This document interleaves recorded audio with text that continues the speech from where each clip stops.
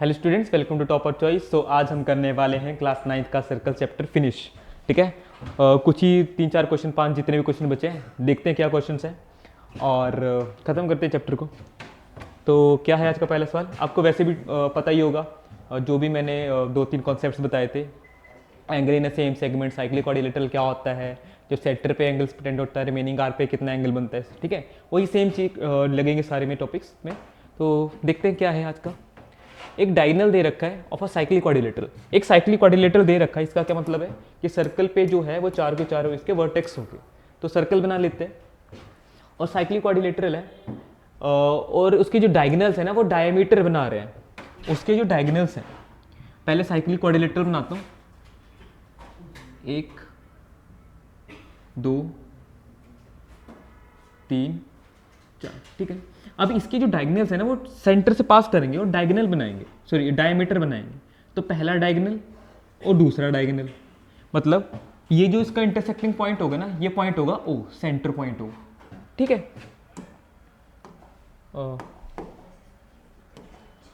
ठीक है, ये सेंटर पॉइंट होगा ओ।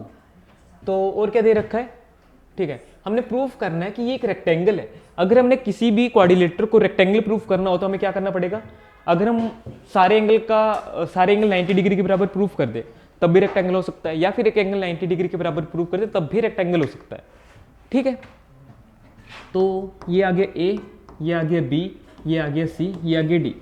अब मेरे को एक बात बताओ कि मैंने एक कॉन्सेप्ट कराया था, चलो नहीं करवाया था तो अभी देख लेना, कि अगर हमारे पास कोई सर्कल है और सेंटर पे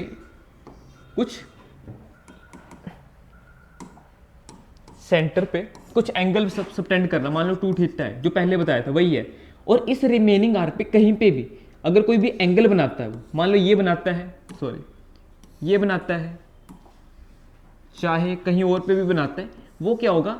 ये इस एंगल के हाफ होगा। ये कॉन्सेप्ट था। अगर मानो कि ऐसे है, सर्कल है और डायमीटर पे ये भी तो कोडी है, या फिर ये भी कोई ये आर्क है, तो मान लो ये जो आर्क है बढ़ के सेमी सर्कल बना चुकी है और ये एक डायमीटर का काम कर रहा है। तो डायमीटर में कितना एंगल बनता है? 180, मतलब स्ट्रेट लाइन है। अगर यहाँ पे 180 एंगल बन रहा है तो रिमेनिंग आर्क पे कितना एंगल बनना चाहिए? रिमेनिंग आर्क पे कितना एंगल बनना चाहिए? इसका हाफ, मतलब 90। चाहे ऊपर बना लो चाहे नीचे बना लो, कितना एंगल बनना चाहिए? 90। अब यहाँ पे ध्यान दो कि ये जो AC है और BD है, ये ही डायगोनल के साथ साथ ये क्या है? सेंटर से पास कर रहे हैं, मतलब ये डायमीटर है। इसका क्या मतलब है कि यहाँ पे अगर ये एंगल 180 बना रहे हैं तो इस आर्क पे ये कितना एंगल बनाएंगे? 90 बनाएंगे। ठीक है, वही यहाँ पे हम लिखने वाले सोल्यूशन में, गिवन और टू प्रूफ आपके हाथ में है। तो इफ, देखना कैसे लिखना है, if AC is a diameter.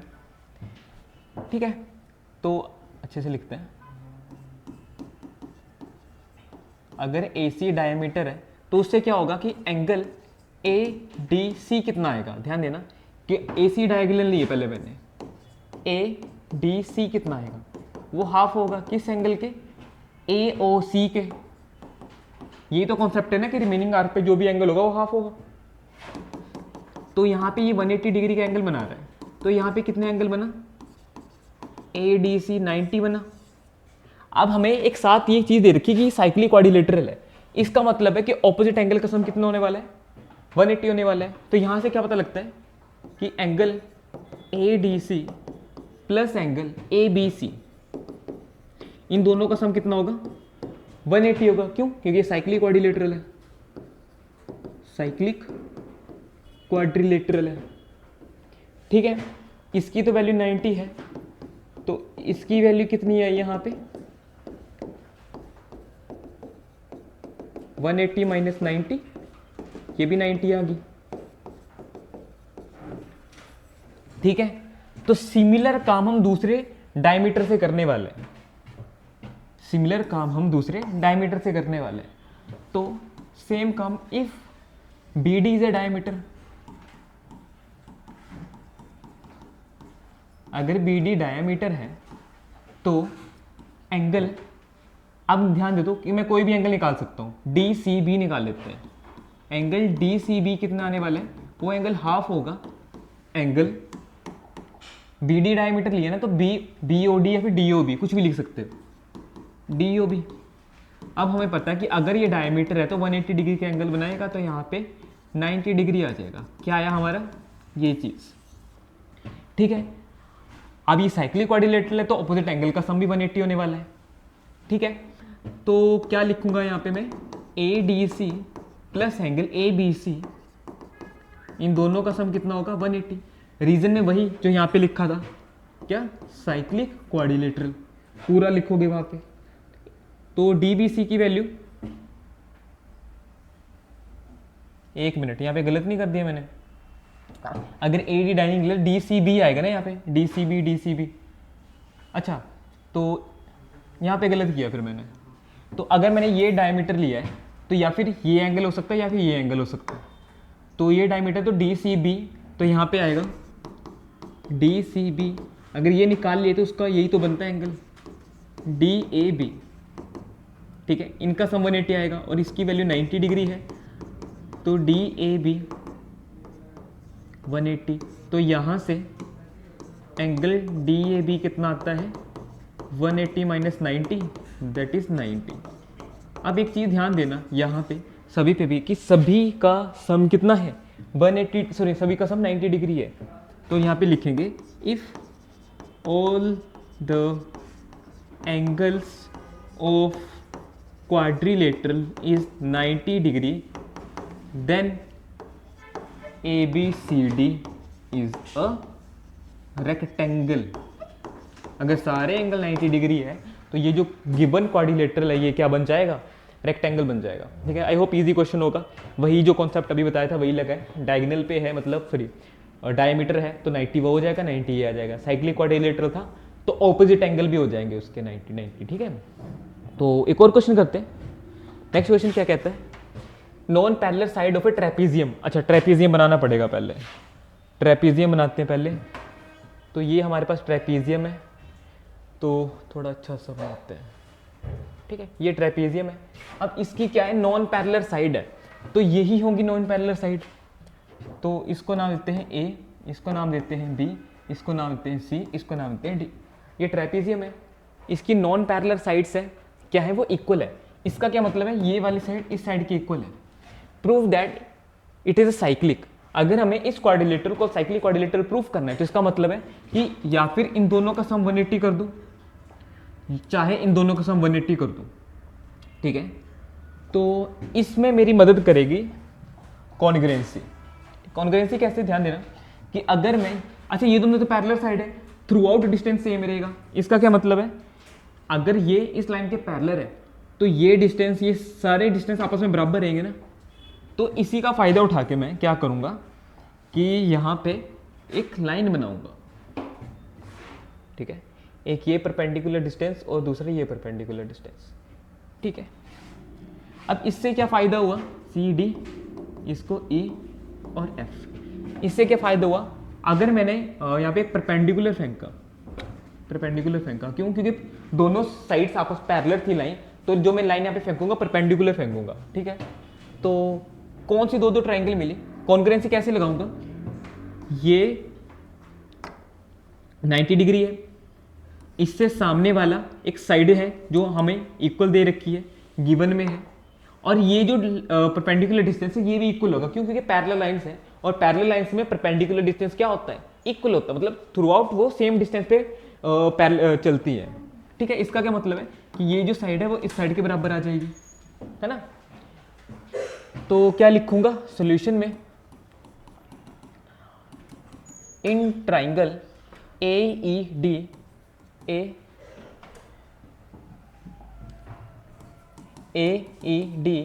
And triangle BFC, ठीक है। तो इसमें क्या होगा कि हमारे पास एक तो 90 डिग्री है, मतलब कौन सी कॉन्ग्रुएंसी लगी, RHS, राइट एंगल, उससे सामने वाली हाइपोटेन्यूज और एक साइड, ठीक है। RHS कॉन्ग्रुएंसी लगी तो 90 डिग्री सबसे पहले तो AED एंगल आ जाएगा, ये बराबर हो जाएगा BFC के, रीजन लिखूंगा बोथ 90। दूसरी साइड क्या लूंगा मैं कि हमारे पास AD बराबर आएगा बी सी के। रीजन गिवन में, गिवन क्यों आएगा, क्योंकि ये देखो नॉन पैरेलल साइड इक्वल दे रखी है हमारे पास।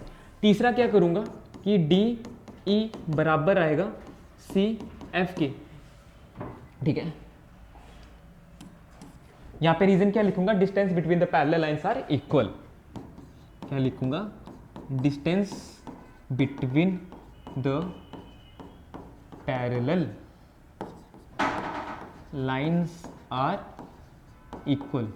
डिस्टेंस पैरेलल लाइंस में इक्वल होता है, ठीक है। तो कौन सी कॉन्ग्रुएंसी लगी, by R H S congruency. कौन कौन से ट्राइंगल आगे, ए ई डी ये कॉन्ग्रुएंट आ गया बी एफ सी के। अब इस सारे काम का फायदा क्या हुआ, हम इसके कोरस्पॉन्डिंग पार्ट को क्या कर सकते हैं, इक्वल कर सकते हैं। तो यहाँ पे हमारे पास कौन से एंगल्स इक्वल आ गए, by C P C T D A E की angle D A E equal आ गया सी बी एफ के, सी बी एफ के। ये इसके कॉरस्पॉन्डिंग पार्ट थे, कोई भी कॉरस्पॉन्डिंग पार्ट बराबर कर सकते हैं हम, ठीक है। तो ये दोनों मैंने अगर उठा लिए यहाँ से, तो इसका फायदा क्या हुआ, इसको इक्वेशन नंबर 1 देते हैं। अभी मेरे को एक बात बताना कि अगर हमारे पास कोई दो पैरेलल लाइन्स हो और उसको कट करती हुई ट्रांसवर्सल लाइन, ये पैरेलल लाइन ये है और ये पैरेलल लाइन ये है, इसको कट करती हुई ट्रांसवर्सल लाइन ये मान लेता हूँ ए डी। तो ये कौन कौन से एंगल होते हैं, सेम साइड पे बनने वाले एंगल्स को हम क्या बोलते हैं, को इंटीरियर एंगल्स बोलते हैं, ठीक है।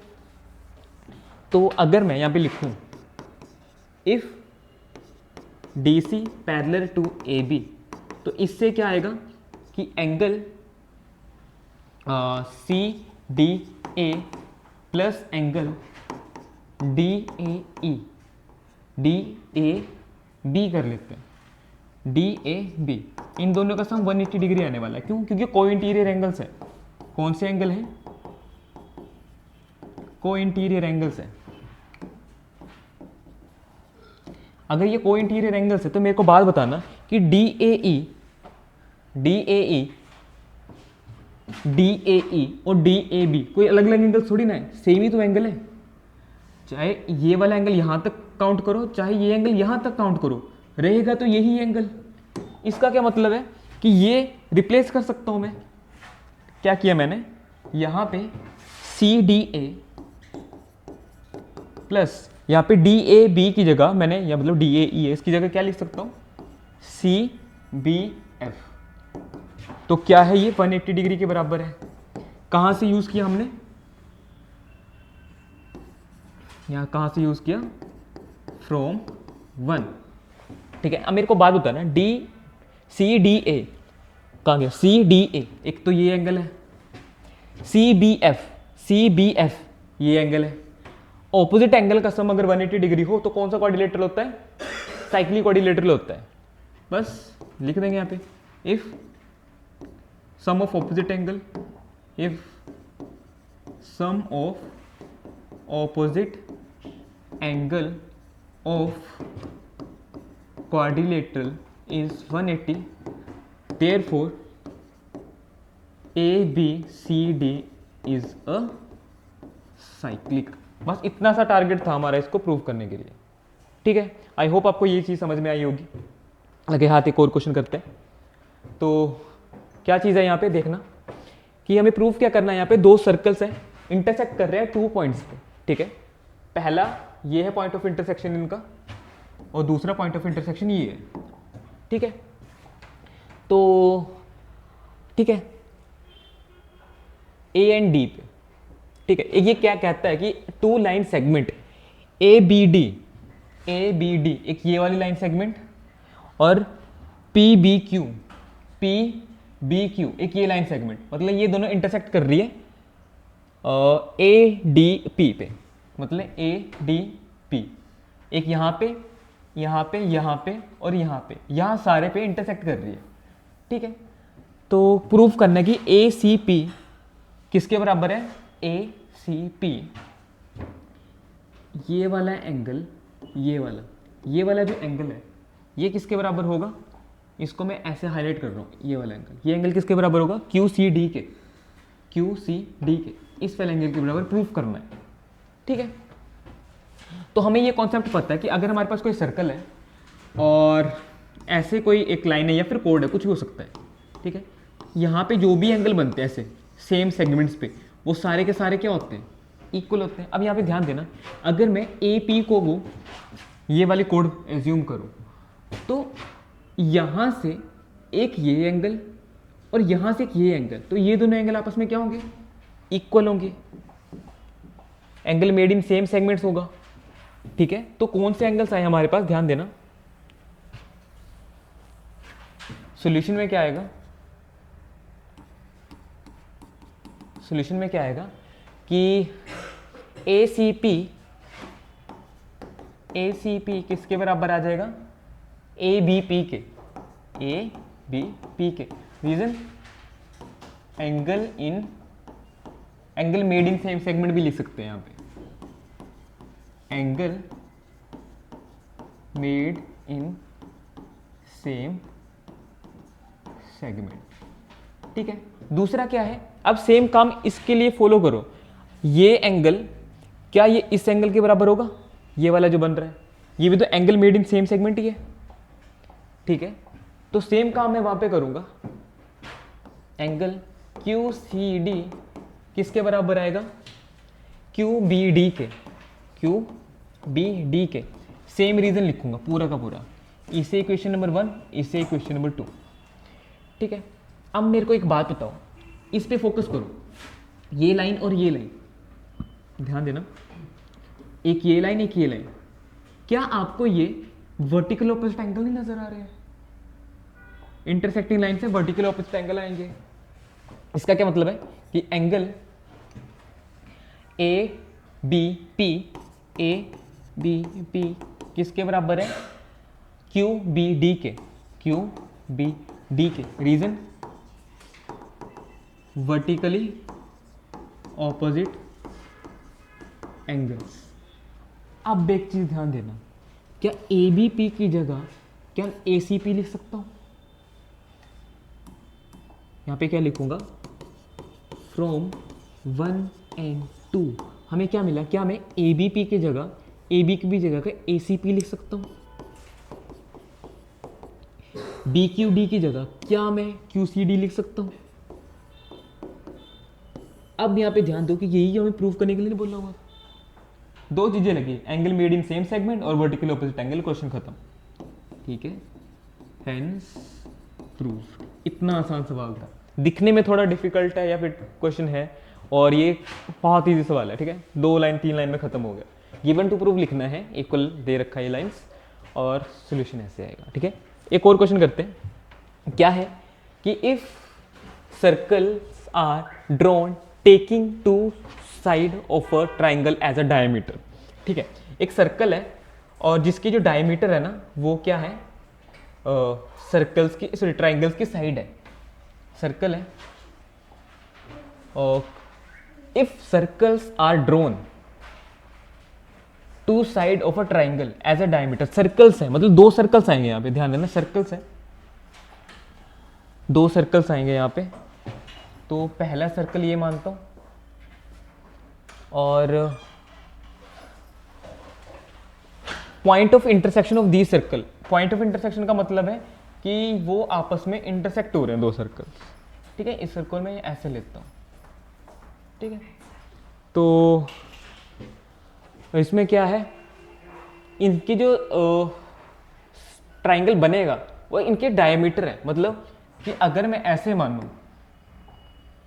कि पहले ट्राइंगल का डायमीटर मैं इस पॉइंट से लेके आता हूं ताकि मेरे को कुछ तो फायदा हो, कि इसका डायमीटर ये और इस ट्राइंगल का डायमीटर ये, तो ये बोलता है कि इनकी जो इंटरसेक्शन ऑफ दी सर्कल है lies on the third side, मतलब ये जो इंटरसेक्शन है ये इसकी थर्ड साइड पे लाई कर रही है।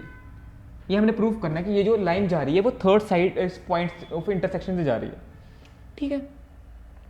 तो पॉइंट ऑफ इंटरसेक्शन जो जा रही है थर्ड लाइन है, ध्यान देना यहाँ पे क्या चीज बोली हुई है, थर्ड साइड है। साइड का क्या मतलब होता है, लाइन ही होता है। अगर किसी चीज को या फिर किसी कर्व को हमने लाइन प्रूफ करना हो तो हम ये प्रूफ कर सकते हैं कि उसमें जो बनने वाला एंगल है वो 180 डिग्री है। याद करना, हमने लीनियर पेयर में पढ़ा था कि अगर ये हमारे पास 2 एंगल का समूह 180 डिग्री प्रूफ कर दे तो ये लाइन बन जाती है।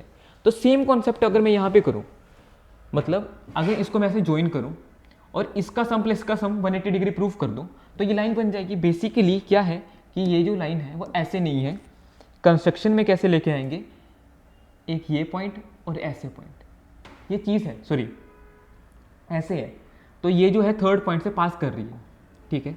तो एक काम करते हैं, कुछ वैसा वैसी फिगर बनाते हैं ताकि लगे ही वैसा, है ना। तो मतलब ये जो लाइन है ये थर्ड पॉइंट से पास कर रही है, ये चीज़ है। तो कुछ ऐसी फिगर बनाते हैं,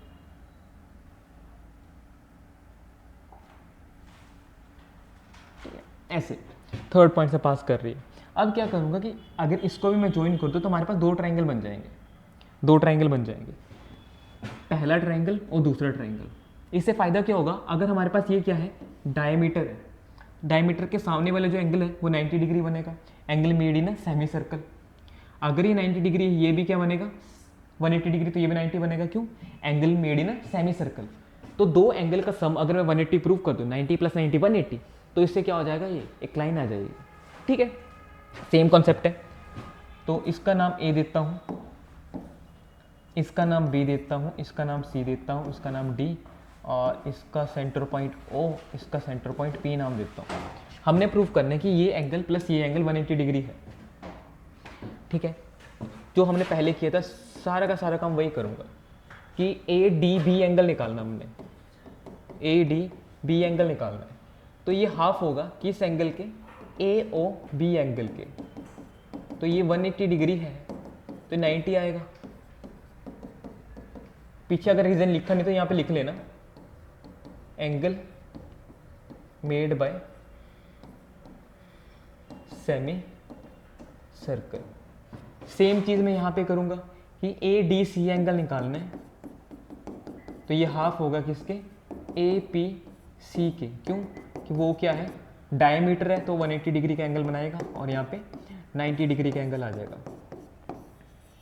ठीक है। अब हमें पता है उन दोनों का अगर मैं प्लस 180 कर दूं तो वो क्या आ जाएगा, साइक्लिक आ जाएगा, सॉरी लाइन आ जाएगी। तो इसको 2 नाम देते हैं, इसको 1 नाम देते हैं। यहाँ पे ये रीज़न यहाँ पे भी सेम लिखना है यहाँ पे, ठीक है। तो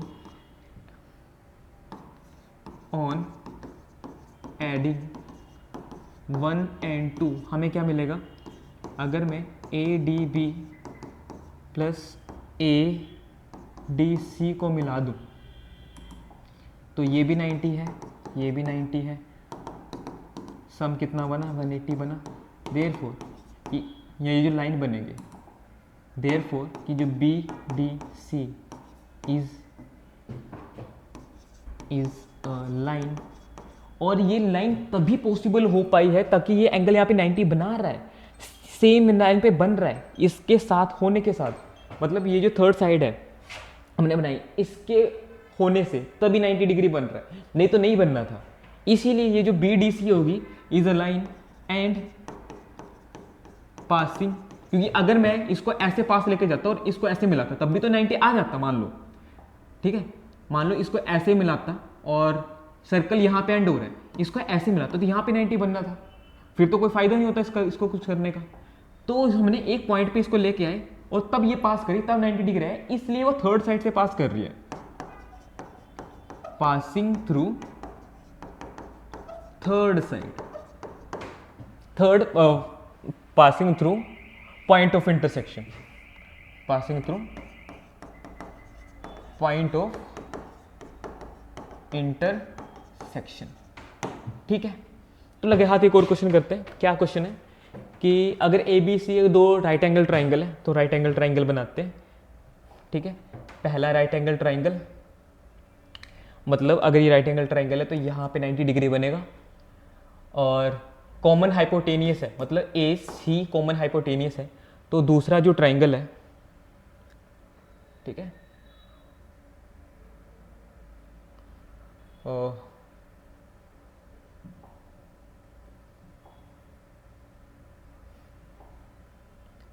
ऐसे, हाँ अब आया, आई क्रैक द कोड, ऐसे, ठीक है।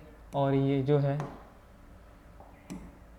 थोड़ा सा यहाँ पे है, इस पॉइंट कॉमन हाइपोटेनियस है, तो ये 90 होगा, क्योंकि हाइपोटेन्यूस से सामने वाला एंगल 90 डिग्री होता है। अगर ए या बी है, सी डी किसी और का मान लो, इसको बी मान लो, तो ए बी सी और ये डी आ गया।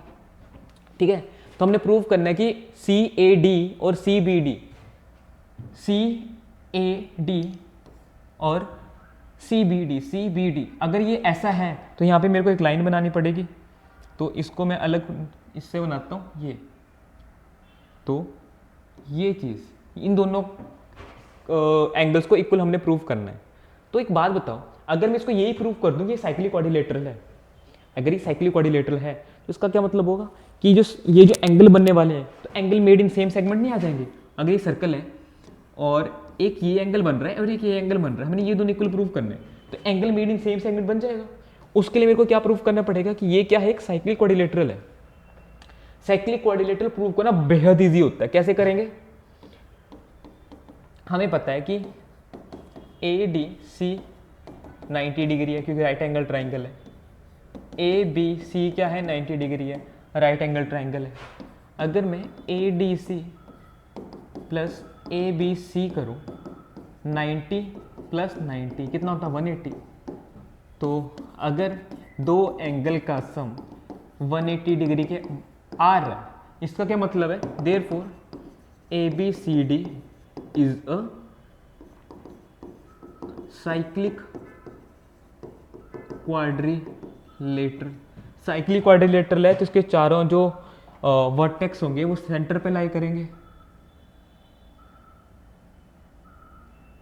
ठीक है, कोशिश करता हूँ यहाँ पे ऐसा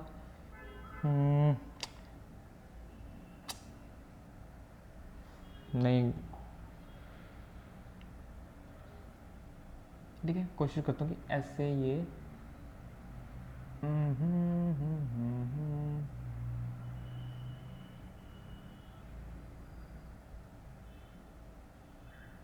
आ गए ना। चारों वर्टेक्स के होंगे, सर्कल के ऊपर लाई करेंगे। सर्कल के वो थोड़ा चेंज करते हैं, वाइड करते हैं और थोड़ा थिक, ताकि आपको अच्छे से दिखे। ठीक है, तो अगर ये साइक्लिक क्वाड्रिलेटरल आ गया तो ये जो एंगल क्या होंगे कि एंगल डी ए, चलो सी ए लिख रहा था ना वहाँ पे, तो सी ए कर लेते हैं। तो angle C A D is equal होगा सी बी डी के, क्यों,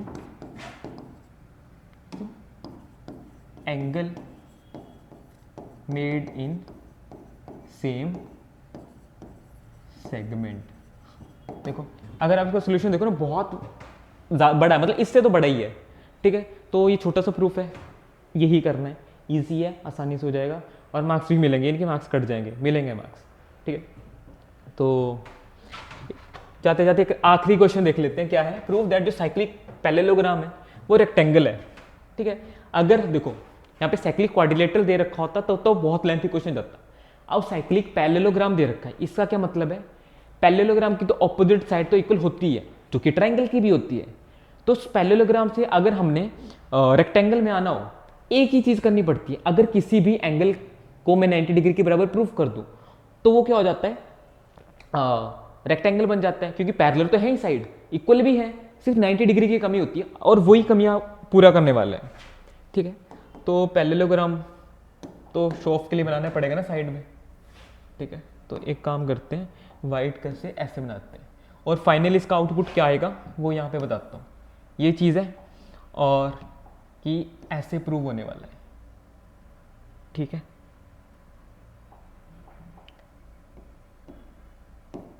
कि ये रेक्टेंगल है, ऐसे प्रूव करने वाला है।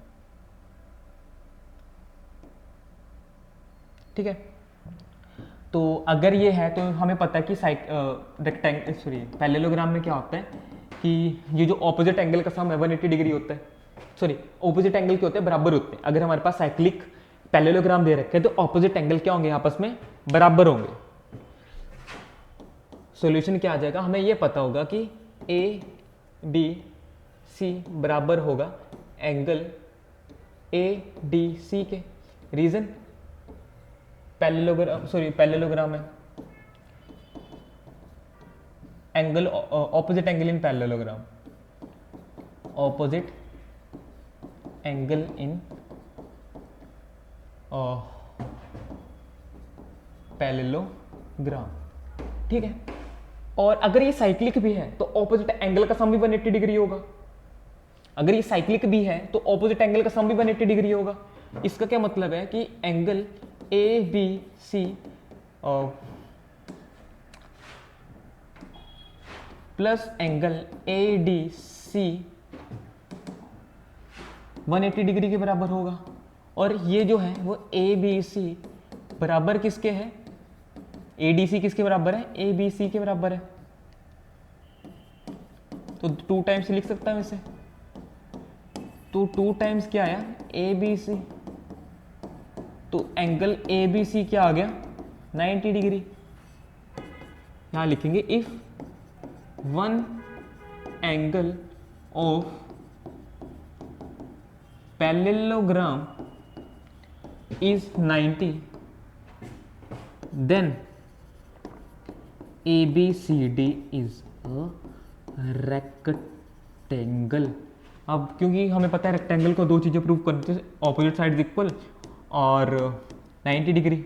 ऑपोजिट साइड तो इक्वल है क्योंकि पैरेललोग्राम है, बस एक ही कमी थी 90 डिग्री की, जो हमने ऐसे पूरी कर दी। और इसके बाद फाइनल आउटपुट ये आएगा इसका, ठीक है, ABCD। तो ये हमारे कुछ क्वेश्चन थे और इसी के साथ हमारी X 9.3 भी कवर होती है और हमारा चैप्टर भी खत्म होता है। आई होप आपको क्वेश्चन समझ में आया होगा और वीडियो भी पता लगी होगी कैसे करनी है, ठीक है, इजी है जो भी है। तो नई वीडियो में मिलते हैं नए चैप्टर के साथ। Thank you.